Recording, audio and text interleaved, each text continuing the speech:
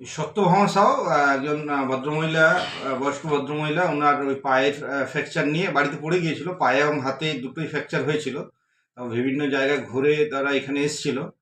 তো 96 বছরে এই ধরনের অপারেশন একটা কমপ্লিকেশন হয়। তো আমরা ভর্তি রেখে ফিটনেস নিয়ে তারপর প্ল্যান করা হয়। অর্থোপেডিক এবং অ্যানাস্থেটিক দুজনেই দেখে প্ল্যান করে সার্জারির জন্য, এবং পরে সাকসেসফুলি পায়ে সার্জারি করা হয়, হাতেরটাও ট্রিটমেন্ট করা হয়। পেশেন্ট এখন খুব ভালো আছে এবং কালকে ছুটি হয়ে বাড়ি যাবে। ওনার এই পেশেন্টের এই অপারেশনের ক্ষেত্রে একটু কমপ্লিকেশন ছিল, একটা বয়স একটা বড় কমপ্লিকেশন, সাথে ওনার আরও ওল্ড সিবি, মাথার একটা স্ট্রোক ছিল, আরও লাংসের কিছু সমস্যা ছিল।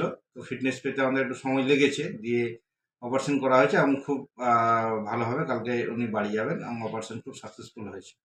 আমাদের এখন রেগুলারই প্রায় বয়স্ক পেশেন্টদের হিপ রিপ্লেসমেন্ট, নি রিপ্লেসমেন্ট এগুলো করছেন আমাদের অর্থোপেডিক সার্জনের আন্ডারে।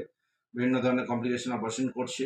এনার ক্ষেত্রে একটু যেহেতু বয়সটা বেশি, তাই একটু বাড়ির লোকও রিস্ক নিয়ে, ডাক্তারবাবুরা রিস্ক নিয়ে অপারেশনটা করেছে এবং ভালো আছে পেশেন্ট, কালকে ছুটি হয়ে বাড়ি যাবে।